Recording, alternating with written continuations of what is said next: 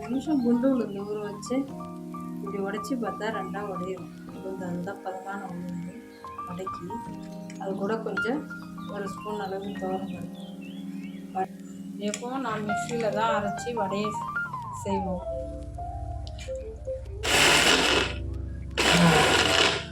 கொஞ்சம் கொஞ்சமாக தண்ணி விட்டு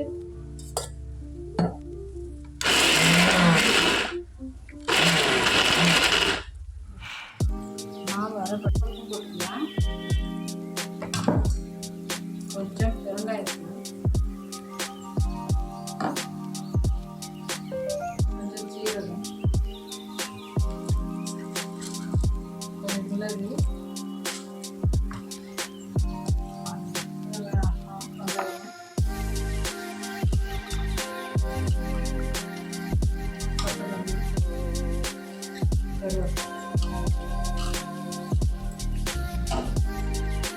இந்த வடமாக இருக்கணும். வடை போட்டுருக்கு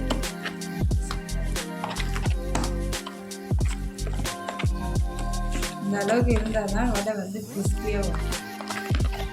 நெக்ஸ்ட்டு எண்ணெயை காய வச்சு வடையை போட்டு